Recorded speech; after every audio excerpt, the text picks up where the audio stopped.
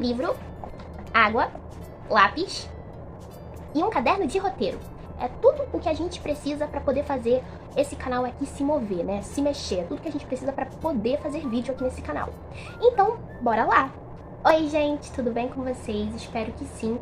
Sejam bem-vindos ao meu canal. E no vídeo de hoje eu vou trazer uma resenha final do livro Caim, de José Saramago. Sim, a tão aguardada e esperada resenha final que eu tanto tinha prometido para vocês, né? Bom, e é bom já começar lembrando para vocês que se essa aqui é a resenha final, é porque existem anteriores. Então, eu já peço, caso você ainda não tenha conferido os vídeos anteriores, né, que eu publiquei sobre esse mesmo livro, eu já peço para vocês irem lá na aba playlists aqui do canal e aí vocês vão poder acessar todos os vídeos, inclusive esse sobre, né, o livro Caim, tá? Então não deixa lá de ver as resenhas anteriores, até porque essa aqui só vai fazer sentido se vocês já tiverem assistido as resenhas anteriores. Eu já queria também falar um pouco aqui pra vocês que esse canal aqui ele está se modernizando, tá? Porque pela primeira vez na história desse canal, a gente está tendo oficialmente um caderno de roteiro, tá? Inclusive, o vídeo de hoje, ó, já tá até aqui escrito tudinho que eu vou falar. Calma, parece pouca coisa, mas vocês vão ver que eu vou conseguir fazer isso aqui ter 30 minutos de vídeo. Então, sem mais delongas, vamos direto ao ponto. Vamos conversar sobre o livro Caim, de José Saramago. Se você assistiu, né, as resenhas anteriores, você já deve estar cansado de saber, você provavelmente já sabe sobre o que esse livro se trata. Mas eu vou fazer aqui um pequeno resumo, né? Uma pequena recapitulação do que eu disse anteriormente, né? Lembrando para vocês qual é a história geral, assim, o enredo geral do livro Caim. Basicamente, nesse livro a gente vai acompanhar o personagem Caim fazendo uma viagem, entre muitas aspas, temporal sobre todo o Velho Testamento da Bíblia. Ok? E eu já explico mais adiante o porquê dessas aspas de viagem temporal. Para quem não se lembra, né, quem é o personagem Caim? Bom, Caim é o tão famoso personagem que matou, né, que assassinou seu irmão, né? E não só na Bíblia, né, o Caim acaba assassinando seu irmão e tudo mais, como ele também acaba tendo, de certa forma, que pagar pelos seus pecados e afins. Nesse livro não vai ser diferente, a gente também vai acompanhar essa mesma história. A diferença aqui é que, por incrível que pareça, o Caim ele vai fazer várias viagens temporais ao longo do Velho Testamento e essas viagens temporais nada mais são do que, como posso dizer, uma brecha para o José Saramago fazer várias críticas e ao mesmo tempo trazer aquele tom ácido e sátiro que a gente já conhece, né? Que é bem característico do José Saramago. Então, bora lá falar um pouco sobre o livro. Para começar, gente, o Caim ele vai tentar procurar depois, né? Após ele assassinar o seu irmão e aí ele ser punido por Deus, ele vai ser uma pessoa, né, condenada a uma vida nômade, né, e não uma vida sedentária, mas uma vida nômade. Ele vai precisar procurar terras, procurar lugar para ficar, ele nunca vai poder se estabelecer numa terra e ali viver para sempre, né? E aí o que acontece? Após isso, ele vai se encaminhar para a cidade, se eu não me engano, de Enoque, tá? E nessa cidade, ele vai encontrar Lilith. Sim, isso não tá na Bíblia, isso é algo que o José Saramago criou, né?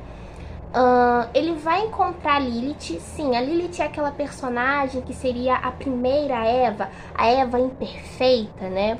E aí vai ser muito engraçado porque vai ser criado um par amoroso. Inclusive, ele vai ter um filho, se eu não me engano, se chama Enoque também, né? O nome do filho dele, com a própria Lilith, né? Então eles vão viver ali um certo caso de amor, né? Mas o Caim, ele não vai parar por aí, ele vai começar a viver várias viagens temporais, onde ele vai ser passado para vários tempos diferentes. Inclusive, isso aqui é um bom debate, porque o José Saramago não vai chamar isso de uma viagem para o futuro ou de viagem para o passado. Ele vai se referir a essas viagens como uma viagem entre presentes. Inclusive, eu vou fazer um vídeo depois, mais tarde, para a gente poder conversar mais sobre isso, né? Sobre a gente ter na nossa cabeça, principalmente devido, né, à nossa cultura, de certa forma, cristã, judaica, né? E ocidental, a gente ter essa percepção do tempo como passado, presente e futuro, quando na verdade, né, a gente só tem presente, né? Essa ideia de passado e futuro não existe exatamente, mas isso é uma discussão para outro vídeo. E o José Saramago vai brincar com isso, tanto que ele vai falar, né, só existe viagem para o presente. Então, o Caim, ele vai estar indo e voltando no tempo, mas o José Saramago vai tratar isso como uma viagem entre presentes diferentes, sabe? Tudo é um presente, mas é um presente diferente. Isso eu achei incrível do José Saramago citar, né? Bom, a partir daí, né, depois que o José Saramago se despende de Lilith, parte em sua viagem, como eu falei, ele vai passar por várias partes diferentes do Velho Testamento. E a partir daí, eu queria até conversar com vocês sobre isso, é que a gente vai construir uma metonímia. O que é essa metonímia? A metonímia é basicamente uma frase que a gente pode encontrar nesse livro que pode descrever ele como um todo. Inclusive, essa frase eu publiquei ela no YouTube Short. Depois vocês podem dar uma olhadinha, que é a seguinte frase: a história dos homens é a história dos seus desentendimentos com Deus. Nem ele nos entende a nós, nem nós o entendemos a ele. Basicamente, né, o livro todo aqui de Caim, do José Saramago, se move a partir dessa frase. A gente vê o tempo todo essa rivalidade entre a criação e a criatura, né? Em muitos momentos, Caim, né, aqui que traz esse tom de questionamento perante a Deus, vai se questionar por que Deus toma determinadas atitudes. E a gente vê que há um conflito entre a humanidade e o Criador, né? Há um conflito entre Deus e os humanos, entre a criação e o Criador. E a gente vê isso numa parte específica do livro, que é a parte da Torre de Babel. Todo mundo deve conhecer essa história, né? Em que a gente... antigamente, né, todos os seres humanos falavam a mesma língua. Porém, um dia, né, eles decidem construir uma torre para alcançar os céus. Só que, quando eles fazem, né, essa grande torre para alcançar os céus, Deus fica muito enfurecido e decide não só destruir a torre, mas também separar, antes mesmo de poder destruir, separar todos os seres humanos, fazer com que eles não falassem as mesmas línguas, né? Se antes todos os seres humanos se entendiam, agora eles vão falar línguas diferentes e não vão se entender, e isso vai impossibilitar que eles continuem construindo aquela torre. Então, esse momento é muito emblemático, porque ele caracteriza muito bem esse conflito entre o Criador e a criatura, porque a gente tem os seres humanos criando algo que o Criador, né, que Deus não gosta, né, que não agrada a Deus, e Deus ficando raivoso por causa disso. Ao mesmo tempo que não faz muito sentido Deus ficar com tanta raiva assim, né, das pessoas, né, e fazer o que ele fez, né, que é se vingar de certa forma. E inclusive a gente pode falar sobre isso, né? Deus aqui, ele vai ter uma figura muito mais, se podemos chamar assim, de vilanesca, né? Deus, em várias partes desse livro, vai ser retratado, não retratado, né? Mas ele vai se apresentar muito mais como um vilão do que como esse ser, né, bondoso, grandioso que a gente conhece. Inclusive, a gente às vezes fica pensando, pô, o Caim, que é o personagem hediondo, né, que a gente odeia, parece ser mais agradável do que o próprio Deus, né? Inclusive, a gente fala disso aqui no livro, né? Mas não só no livro, se você lê a Bíblia, realmente, também a gente consegue, parece que Deus, né, se a gente olhar de maneira crítica, parece que Deus está sempre cometendo umas coisas estranhas, né, estranhas, assim, sempre se afastando da humanidade, né, da sua criação, e por vezes não entendendo ela, né, assim como a gente não entende, né. E o Saramago nada mais é, ele reconta essas histórias presentes no Velho Testamento, presentes na Bíblia, e reconta isso de modo crítico. Então, em certas partes, ele simplesmente reescreve o que está escrito na Bíblia, só que ele põe ali os seus questionamentos, e a gente fica, caraca, puxa, é verdade, né? De verdade, realmente, concordo com você, José Saramago, né? Então, o José Saramago está propondo esse questionamento sobre esse livro sagrado, e não só sobre o livro sagrado, mas também essa figura que a gente tanto cultua, né?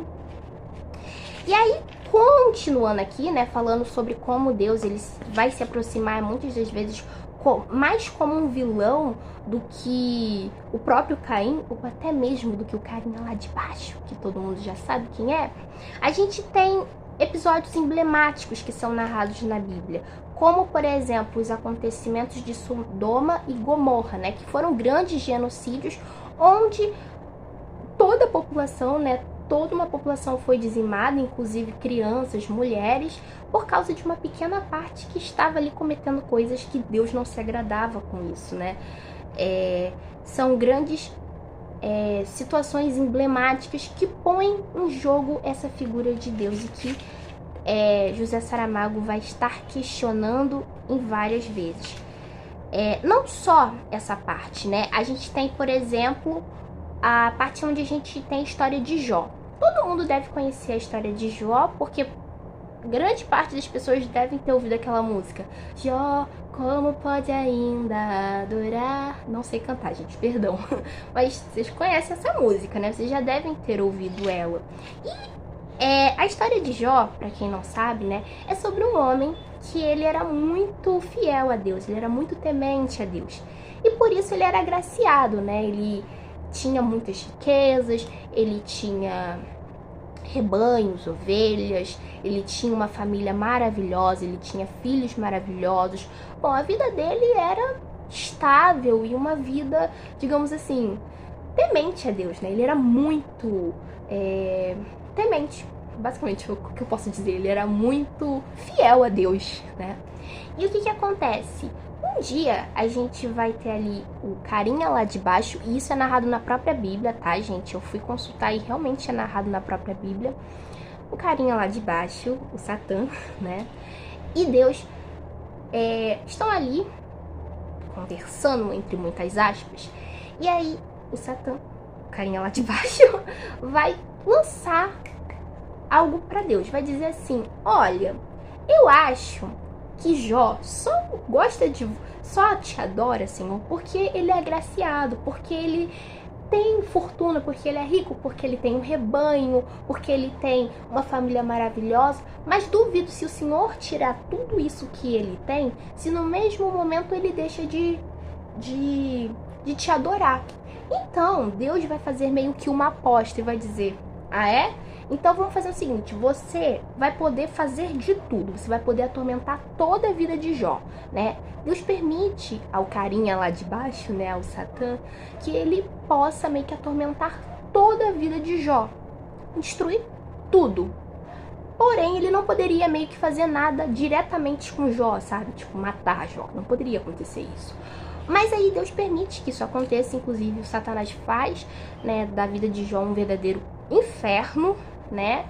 Mas Jó permanece temente a Deus, mesmo que ele perca toda a sua família, perca todas as suas riquezas, fique extremamente doente, porque se eu não me engano Jó fica leproso, né? Ele fica extremamente debilitado e ele perde todos os seus filhos, né? Então ele perde todas as suas estruturas. Por isso que inclusive nessa música é falado, né? Naquela música tão famosinha, né? Como pode ainda adorar se não tem motivos para clamar? Abandone esse Deus e morre, né? Por causa disso, porque Jó perde tudo, né? Perde tudo e a gente fica...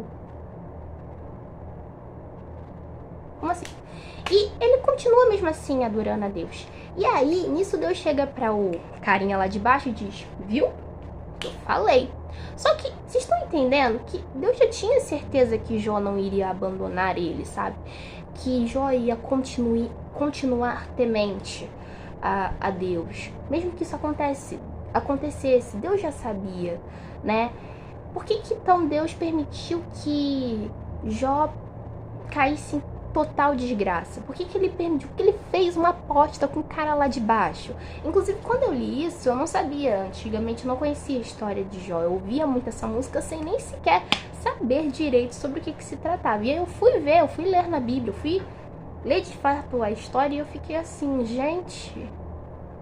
É verdade, eu até achei, né, na hora que eu tava lendo esse livro, eu achei que o José Saramago tinha inventado essa parte, mas não, realmente, tá escrito lá na Bíblia, né, que foi feito isso, e eu fiquei extremamente abismada. E não só essa parte, né, o próprio momento em que a gente tem narrado a história de Isaac e Abraão, né, Deus basicamente, né, manda Abraão assassinar não, né? Como posso dizer? Fazer o seu próprio filho de oferenda. Isso é muito questionável, né? Justamente para ver se Abraão, né, iria fazer isso com o próprio filho. A gente consegue entender isso. Mas, gente, o Abraão foi lá e fez. O Abraão foi lá e falou assim: ah, tudo bem, eu posso fazer. Óbvio que no final Deus chega e fala: não, Abraão, não faz isso não, meu filho, não faz isso não. Era brincadeira, era só pra ver se o Senhor realmente era temente a mim. Já confirmei isso. Mas a gente fica realmente embasbacado, tipo... Abraão, você realmente faria isso, né? E a gente ainda fica se questionando: Deus, por que o Senhor tá perguntando um negócio desse? Né? Então esse livro faz a gente se questionar, né? O tempo todo. E como eu falei pra vocês, gente, esse livro, ele reconta essas histórias da Bíblia, né? Ele reconta tudo isso. Então, a gente pode dizer que nesse livro é construída uma intertextualidade, né, de forma através de uma paródia, né? Basicamente, o José Saramago reconta essas histórias famosas da Bíblia através de um olhar crítico, através de um olhar do José Saramago sobre a situação. Entende? E aí ele utiliza o Caim como esse personagem principal. Então a gente vai vendo isso. Mas tem momentos nesse livro que o José Saramago simplesmente reescreve o que está escrito na Bíblia, né? E depois ele vai fazendo as críticas dele, assim, ao longo da história, vão ficando implícitas. E, na verdade, eu diria que fica bem escancaradas as críticas, né? Mas muitas vezes é reescrito. Então teve momentos que eu tava lendo a Bíblia e eu lia o livro do José Saramago e ficava assim: meu Deus, eu achei que era o José Saramago que tinha inventado isso. Mas não era, tava na Bíblia. Então, assim, esse livro é um daqueles que, pra você ler, é importante que você esteja com uma Bíblia em mãos, tá? Pra justamente você poder diferenciar. Você ver como que o José Saramago tá narrando, como a Bíblia narra, pra você perceber aonde é que ele reescreve, aonde é que ele insere uma narrativa. Por exemplo, na história de Caim, a gente sabe que na Bíblia Caim nunca namorou Lilith. Mas o José Saramago, para ficar interessante, né, faz isso aqui na história. Então, sim, vocês têm que ler esse livro analisando o texto original e o texto escrito por José Saramago, né? Pausa para água.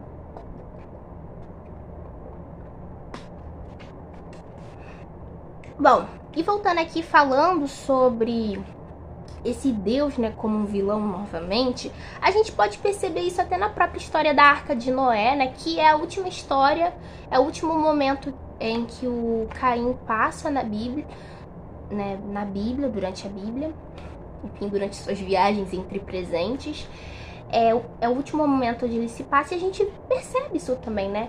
Deus vai destruir toda a humanidade porque essa humanidade não está seguindo ali o que ele quer. Muitas das vezes a gente vê esse Deus, né? Inclusive é isso que é posto aqui por José Saramago, é esse Deus meio que egoísta, sabe? Que tá pensando em ser adorado pela sua criatura all the time, né? Todo momento.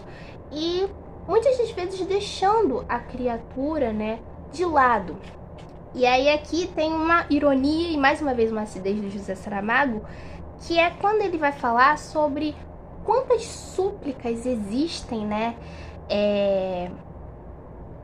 para Deus, e muitas vezes Deus não faz nada, né? Muitas crianças, muitas pessoas pobres, muitas coisas ruins do mundo, e Deus está ali simplesmente não existindo. Então tem uma parte muito interessante que é na página 107, que inclusive eu grifei, que eu vou mostrar pra vocês. Eles falam que é falado aqui, né, uma coisa muito engraçada, que antes, lá no comecinho, sei lá, vamos lá, na época de Adão e Eva, que seriam os pais do Caim, né, quando Adão e Eva foram criados, Deus ali aparecia pessoalmente, aí depois, conforme vai continuando as histórias, Deus já não aparece mais assim fisicamente. Ele vai aparecer, sei lá, por uma fumaça de uma oferenda ou atrás de um monte, sabe? Nunca vai aparecer pessoalmente, mostrando que há essa distância entre o Criador e a gente, né? A humanidade, a criatura. E aí é uma parte interessante que eu gostaria de ler para vocês, que diz o seguinte: antigamente, o Senhor aparecia a gente em pessoa, por assim dizer, em carne e osso. Via-se que sentia mesmo certa satisfação em exibir-se ao mundo. Aí, agora na página 108. Agora, o Senhor esconde-se em colunas de fumo como se não quisessem que o vissem, né? Então é muito interessante que há esse distanciamento do próprio Criador. É como se o Criador talvez estivesse se sentindo frustrado, talvez sentindo que não estivesse fazendo mais a coisa certa com a sua criação. Enfim, a gente fica nessa dúvida, né? E o tempo todo Caim tá se questionando. Caim também se questiona do porquê que Deus faz certas coisas, toma certas atitudes. E por mais que a gente, né, tenha a famosa frase do tipo, Deus sabe de tudo, muitas vezes nesse livro mostra que não é bem assim. Às vezes nem Deus está muito ciente do que ele está fazendo. Tão quanto a gente. E aí, eu também queria falar pra vocês uma coisa muito interessante que acontece nesse livro, que é o Saramago falando sobre a fala, sobre a oralidade. Sim, o tempo todo Saramago exalta a oralidade, o poder das palavras. Inclusive, na página 52, eu gostaria que você desse uma olhadinha comigo, que é uma parte muito interessante assim do livro, que ele diz um pouco sobre o poder das palavras, da oralidade.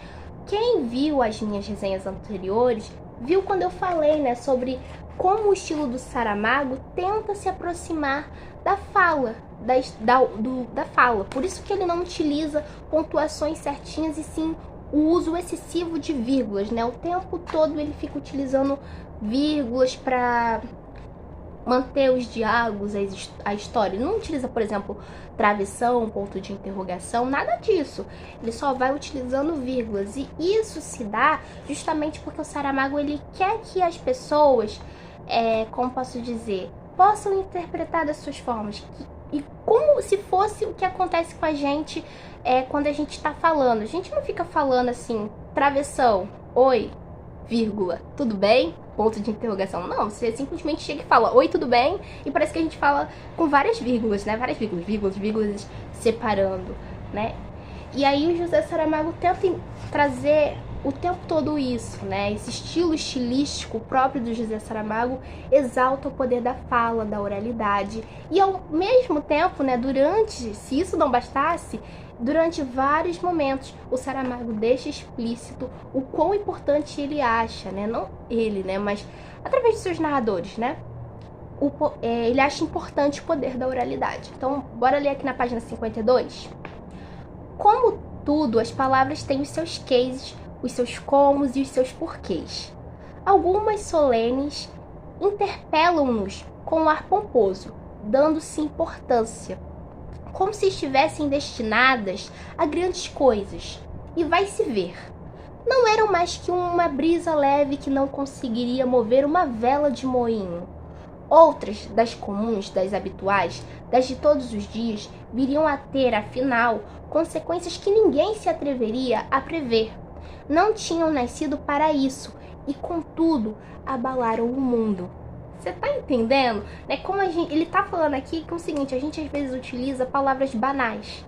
Tipo, palavras que a gente usa todos os dias, que não são palavras difíceis, que a gente super chique, super elaboradas, que são dificilmente faladas. Pode ser um palavrão, uma palavra chula, né?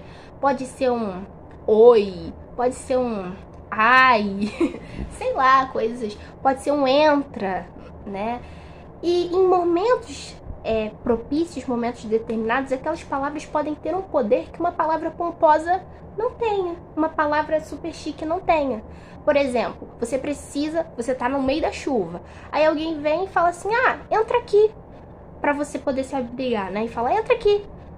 A pessoa não falou uma palavra assim pomposa, grandiosa, falou algo comum, mas naquele momento, o que aquilo significa pra você? Significa, venha cá, venha ser feliz, venha se proteger, né? Tem 1000 significados, quando na verdade a pessoa só falou, entra. Né? Então ele tá o tempo todo destacando esse poder da oralidade, isso é muito interessante, né? Bom, e continuando, deixa eu ver aqui se eu... tá. Uma coisa que eu achei interessante, assim, bem rápido pra falar pra vocês, é que muitas das vezes o Saramago vai escrever Deus, né? Normalmente a gente escreve Deus maiúsculo pra significar esse Deus, né? Deus, esse ser supremo. E Deus com D minúsculo a gente utiliza para falar sobre deuses no geral. O estranho é que aqui o Saramago, ele inverte, ele fica o tempo todo usando Deus com D minúsculo. Isso eu achei muito interessante. Se eu não me engano, Caim, o nome Caim ele utiliza em maiúsculo e Deus ele utiliza em minúsculo. Eu fiquei achando isso muito interessante que ele fez. Bom, e outra parte também que eu achei muito legal do livro é uma parte que é o último momento do livro, né, que eles estão lá construindo a Arca de Noé, e aí é utilizado a força dos anjos. E os anjos são retratados como seres fortes, dotados assim de força. Porém, esses anjos também são meio que alienados, eles não têm vontade própria, eles não entendem a sua existência, eles são simplesmente robôs, a gente poderia até dizer assim. E eu achei muito legal porque até nesse momento o Saramago, ele tá trazendo uma crítica, sabe? Ele tá trazendo uma crítica a nós.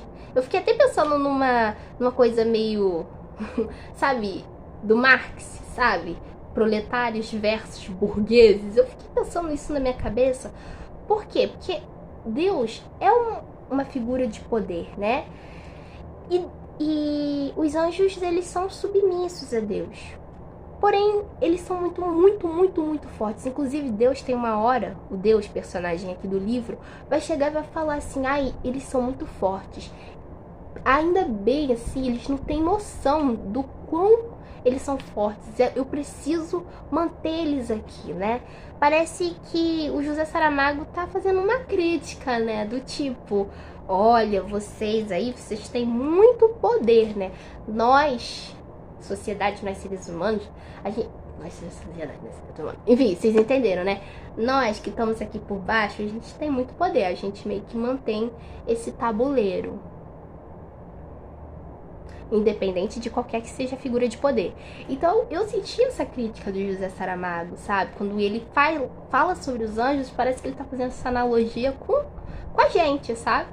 Eu achei muito interessante, né? De certa forma, os anjos representam essa alienação, né? São seres que não têm noção do poder que eles têm. Eles são tão fortes quanto o próprio Deus.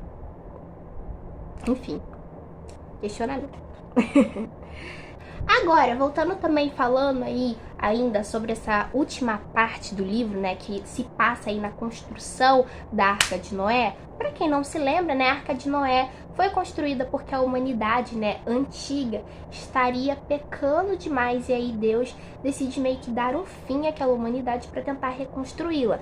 E ele vai salvar apenas a família de Noé, né, e sua esposa, e seus filhos, se eu não me engano. Seus filhos ou suas filhas? Acho que seus filhos. E um casal de cada bicho, né, de cada animal. Mas não conta os animais das fábulas, sabe? Tipo, uma fênix, um unicórnio. Tem uma parte engraçada, só vai entender quem lê o livro.